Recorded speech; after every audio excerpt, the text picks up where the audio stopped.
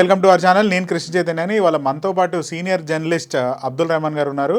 అబ్దుల్ రెహమాన్ గారితో మనం ఇవాళ చర్చించే విషయాలు ఏంటంటే, తెలంగాణలో ఏ అయితే కార్పొరేషన్స్ ఎలక్షన్స్ అయినాయో అవి ఏపీలో ఎట్లా ప్రభావం చూపించబోతుంది. ఎందుకంటే ఏపీలో కూడా ప్రభుత్వం వచ్చి 2 సంవత్సరాలు అవుతుంది. ఇప్పుడేమన్నా పంచాయతీ ఎలక్షన్స్ లేదా మున్సిపల్ ఎలక్షన్స్ పెట్టే అవకాశం ఎక్కడి వరకు అనిపిస్తుంది అనేది చర్చిద్దాం. సార్ నమస్తే సార్, వెల్కమ్. నమస్తే, బాగున్నారా సార్? ఏంటి ఏమన్నా ఎలక్షన్స్ వచ్చే అవకాశం ఉందంటారా? మున్సిపల్ ఎలక్షన్స్ ఖచ్చితంగా రావచ్చండి, ఎందుకంటే ఇప్పటికే టైం అయిపోయింది.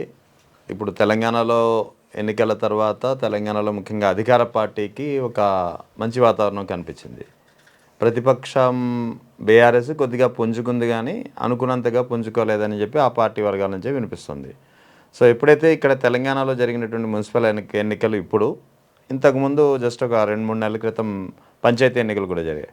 అందులో కూడా రూలింగ్ పార్టీకి మంచి నెంబర్ వచ్చింది. సో ఎప్పుడైతే 2 ఎన్నికల్లో వరుసగా మంచి నెంబర్ వచ్చిందో అధికార పార్టీకి, ఎందుకంటే ఇక్కడ తెలంగాణలో అధికార పార్టీకి ఫామ్ అయిన దానికి, అటు ఏపీలో ఫామ్ అయిన దానికి జస్ట్ మ్యాటర్ ఆఫ్ 6-7 మంత్స్ తేడా అంతే. సో పెద్ద తేడా ఏం లేదు. కాబట్టి ఖచ్చితంగా ఇప్పుడు తెలంగాణలో ఎప్పుడైతే అధికార పార్టీకి ఒక ఫేవరబుల్గా వాతావరణం వచ్చిందో, ఖచ్చితంగా ఏపీలో కూడా ఇప్పుడు మున్సిపల్ ఎలక్షన్స్కి అంతకంటే ముందు పంచాయతీ ఎన్నికలు అయితే నిర్వహించాల్సింది, లేకపోతే ఆ ఫండ్స్ అన్ని వెనక్కి వెళ్ళిపోయే ప్రమాదం ఉంది.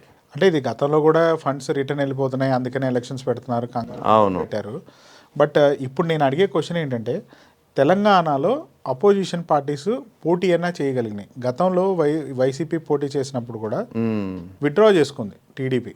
ఇప్పుడు అట్లా ఏమన్నా వైసీపీ విత్డ్రా చేసుకుంటుందా, లేకపోతే అసలు భయపెట్టి అసలు ఎలక్షనే వన్ సైడెడ్గా చేసుకునే అవకాశం?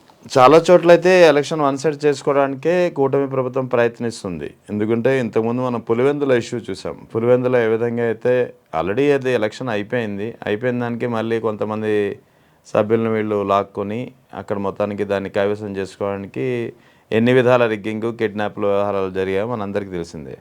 సో అది ఓవరాల్గా ఏపీ మొత్తం అంత సీరియస్గా ఉండకపోవచ్చు, కానీ మొత్తానికి క్యాప్చరింగ్ అయితే చేసే అవకాశాలు ఖచ్చితంగా ఉంటాయి. So at the same time YSR Congress party అలాగని చెప్పి పోటీ నుంచి ఫస్టే వెనకడుగు వేస్తే మాత్రం అది పార్టీకి, క్యాడర్కి ఖచ్చితంగా అది మనస్థైర్యం కోల్పోయే పరిస్థితి. సో ఖచ్చితంగా వైఎస్ఆర్ కాంగ్రెస్ పార్టీ ఎన్నికలకి పోటీ చేయాల్సిన అవసరం ఉంటుంది. వాళ్ళు ముఖ్యంగా అధికారంలో ఉంది కదా అని చెప్పి అధికార పార్టీ వాళ్ళు ఎన్ని ఆగడాలు చేస్తారనో, లేకపోతే కిడ్నాప్లు చేస్తారనో, లేదా బూత్ క్యాప్చరింగ్ చేస్తారనో అని చెప్పి భయపడితే అది వైఎస్ఆర్ కాంగ్రెస్ పార్టీ నెగ్గుతుందా లేదా అనేది కాసేపు పక్కన పెడదాం. ఓవరాల్గా క్యాడర్ యొక్క మనస్థైర్యాన్ని దెబ్బతీసే అవకాశాలు ఖచ్చితంగా ఉన్నాయి. సో దాన్ని బట్టి ఖచ్చితంగా వైఎస్ఆర్ కాంగ్రెస్ పార్టీ పోటీ చేస్తుంది, చేయాల్సిన అవసరం కూడా ఉంది. ఎందుకంటే అసెంబ్లీ ఎన్నికలకి ఇంకా 3 ఏళ్ళు ఉంది. ఇంకా 3 ఏళ్ళ వరకు ఇదే క్యాడర్ని ఏమాత్రం వాళ్ళు పట్టు సడలకుండా, ఆ క్యాడర్లో మనస్థైర్యం కోల్పోకుండా ఎన్నికల వరకు వీళ్ళని నడిపించాలి అంటే, ఆ ధైర్యాన్ని కల్పించాలి అంటే ఆ పార్టీ అధినేత వైఎస్ జగన్ ఖచ్చితంగా ఎన్నికలకు అది ఓడినా నెగ్గినా ఎన్నికల్లో అయితే కంటెస్ట్ చేయాల్సిన అవసరం ఉంది. చేయడం ద్వారా ఎన్ని సీట్లు వచ్చినా సరే అది ఎంతో కొంత క్యాడర్కి ప్లస్ అవుతుంది పార్టీకి, తప్ప మైనస్ అయితే అవ్వదు.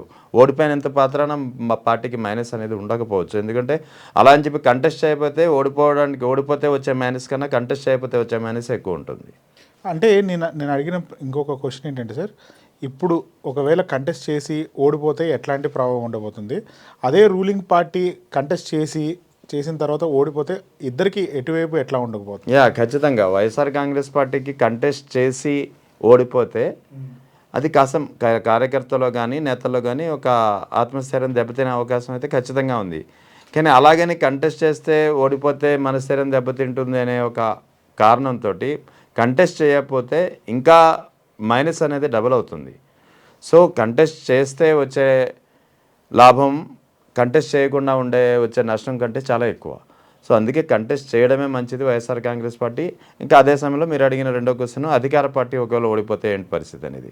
అధికార పార్టీకి ఇప్పటికే వాస్తవానికి రాష్ట్రంలో వివిధ నియోజకవర్గాల్లో చాలా క్షేత్రస్థాయిలో అది వివిధ సమస్యలు కావచ్చు, లేకపోతే ఈ కూటమి ఏదైతే ఉందో ముఖ్యంగా తెలుగుదేశం, జనసేన, బీజేపీ, ఎందుకంటే ఇదే టైప్తో వీళ్ళు పంచాయతీకి అయినా వెళ్ళొచ్చు, లేదా మున్సిపల్ ఎలక్షన్కి అయినా సేమ్ టైప్ కంటిన్యూ అవుతుంది.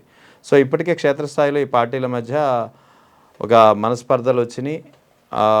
కూటమి 2024 ఎలక్షన్కి ఎంత కట్టుదిట్టంగా వీళ్ళు పనిచేశారో, ఎంత యూనిటీగా పనిచేశారో అది ఇప్పుడు కాస్త ల్యాప్సెస్ ఉంటుంది.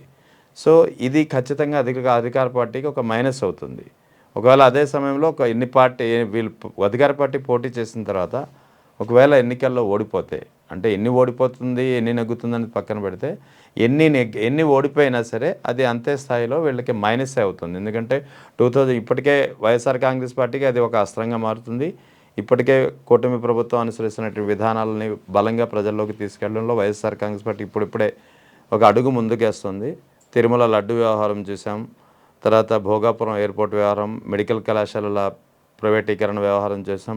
ఇలా క్షేత్రస్థాయిల తర్వాత ఈ సూపర్ 6 హామీలు, ఇలా అన్ని హామీల విషయంలో కూటమి ప్రభుత్వం విధానాలపై అనుసరిస్తున్న వైఖరిపై ఒక విమర్శ అయితే, ఒక వ్యతిరేకత, ఒక అసంతృప్తి ప్రజల్లో ఉంది. దీన్ని ఎన్కాష్ చేసుకోవాలంటే వైఎస్ఆర్ కాంగ్రెస్ పార్టీకి ఒక అస్త్రంగా ఉంటుంది. అదే సమయంలో అధికార పార్టీ ఎన్ని స్థానాలు ఓడిపోతే అంతగా మైనస్ ఆ పార్టీకి ఉంటుంది, వైఎస్ఆర్ కాంగ్రెస్ పార్టీకి అంతగా ప్లస్ అవుతుంది. అంటే ఇక్కడ ఇంకొక క్వశ్చన్ ఏంటంటే సార్, ఇప్పుడు కూటమిగా పోటీ చేయడం, 175కి కంటెస్ట్ చేయడం, సీట్ డివైడ్ చేసుకుంటాం అనేది ఒక పెద్ద ఆట.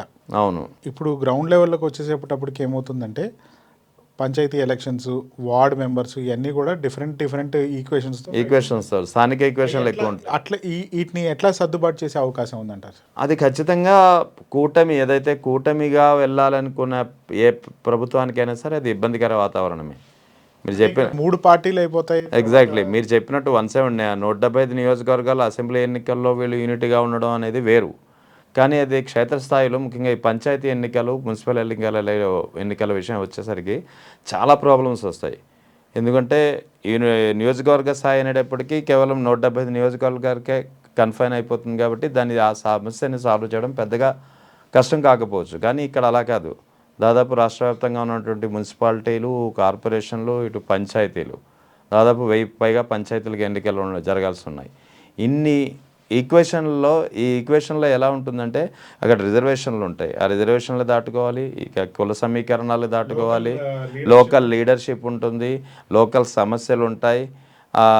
జనసేన ముఖ్యంగా సపోజ్ కోనసీమ తీసుకుందాం. కోనసీమ జిల్లాలో అయితే కులాల మధ్య ఆధిపత్యం అనేది అక్కడ నిరంతరం జరుగుతుంది.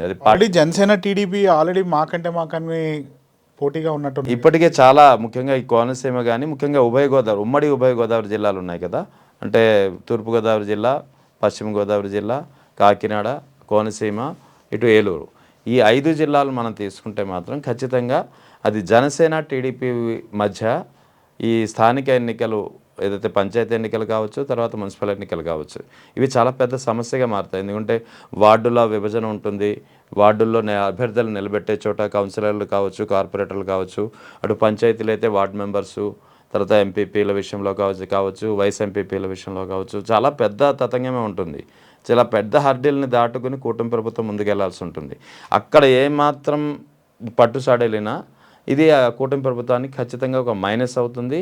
అది 2029 వరకు సపోజ్ పంచాయతీ ఎన్నికలలో ఇద్దరి మధ్య సఖ్యత చెడింది అనుకోండి, సఖ్యత చెడి అది ఫలితాల్లో రిఫ్లెక్ట్ వేరేగా ఉంటే అది 2029 ఎలక్షన్స్ వరకు ఈ కూటమి కొనసాగుతుందా అనేది ఒక ప్రశ్నగా మారుతుంది. అంటే పార్టీ లీడర్షిప్ అన్నీ కూడా 15 ఏళ్ళు మేము కలిసి ఉంటాము అని అంటా ఉన్నారు కదా, అట్లా కింద క్యాడర్ కూడా 15 ఏళ్ళు కలిసి ఉండే అవకాశం ఉందంటారా? పదవులు షేర్ చేసుకుంది లేదు, అది ఉండకపోవచ్చు సార్. ఎందుకంటే పార్టీ అధినేత చెప్పే విషయాల్లో కింద స్థాయి గ్రౌండ్ స్థాయిలో వాళ్ళు ఆ పార్టీ అధినేత చెప్పేదానికి అంగీకరించాల్సిన అవసరం ఎప్పుడూ ఉండదు రాజకీయాల్లో. ఎందుకంటే రాజకీయాల్లో ఇవాళ జనసేనలో ఉన్నవాడు రేపు మరో పార్టీలోకి వెళ్ళొచ్చు. ఎందుకంటే రాజకీయాల్లో వన్స్ వచ్చిన తర్వాత తన ఉనికి చూసుకుంటాడు, తనకు కావాల్సినటువంటి పదవుల గురించి చూసుకుంటాడు.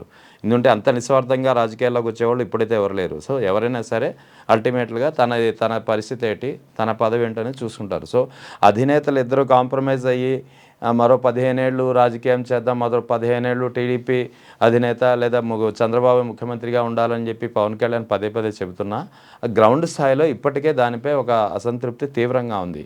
ఇదే అసంతృప్తి ఇప్పుడు వచ్చే పంచాయతీ ఎన్నికల్లో ఖచ్చితంగా రిఫ్లెక్ట్ అవుతుంది. ఎందుకంటే క్షేత్రస్థాయిలో అంత ఆ విధంగా రాజీ కుదిరే పరిస్థితి క్షేత్రస్థాయిలో ఉండదు. ఎందుకంటే ఇందాకే మీకు చెప్పాను, కులాల మధ్య ఆధిపత్య పోరు చాలా ఎక్కువ ప్రతి జిల్లాలో ఇది ముఖ్యంగా అన్ని జిల్లాలో ఉంటుంది. ఆంధ్ర అనేటప్పటికే కులాలతో ఉన్నటువంటి రాజకీయాలు ఎక్కువగా నడుస్తాయి మొత్తం ఆంధ్రప్రదేశ్ అంతా. రాయలసీమలో కొద్దిగా తక్కువ ఉండొచ్చేమో కానీ ముఖ్యంగా ఈ కోస్తాంధ్ర బెల్ట్ ఏదైతే ఉందో రైట్ ఫ్రమ్ ఉత్తరాంధ్ర శ్రీకాకుళం నుంచి ఇటు నెల్లూరు జిల్లా వరకు ఉన్నటువంటి ఈ మొత్తం ఉమ్మడి 9 జిల్లాలు ఉన్నాయి కదా, ఈ ఉమ్మడి 9 జిల్లాల్లో కూడా పెద్ద ఎత్తున కులాల ఆధిపత్య పోరు ఉంటుంది. అందులో ఈ ఉమ్మడి ఉభయ గోదావరి ఇప్పుడు ఉన్నటువంటి 5 జిల్లాల్లో అయితే ఇంకా తీవ్రంగా ఉంటుంది. బీసీ వర్సెస్ కాపు వర్సెస్ దళిత్, ఈ మూడింటి మధ్య పచ్చగడ్డి వేస్తే భగ్గుమనే వాతావరణం ఎప్పుడూ ఉంటుంది. అక్కడ ఎవరి వైపు ఉన్నా సరే మిగతా రెండిట్లో కోపం వచ్చే పరిస్థితి, అసంతృప్తి వచ్చే పరిస్థితి.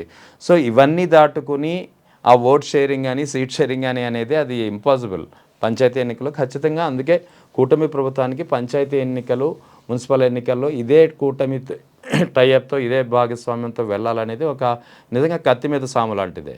అక్కడ ఏమాత్రం కొంచెం అటు ఇటు అయినా బ్యాలెన్స్ తప్పినా అది 2029కి ఖచ్చితంగా రిఫ్లెక్ట్ అవుతుంది. రైట్ సార్, చూద్దాం ఎటువైపు దారి తీస్తుందో.